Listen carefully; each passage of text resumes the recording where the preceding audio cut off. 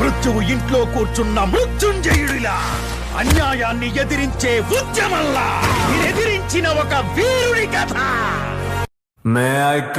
వీరుడొచ్చాడు, వీరుడొచ్చాడు, వీరాధి వీరుడొచ్చాడు.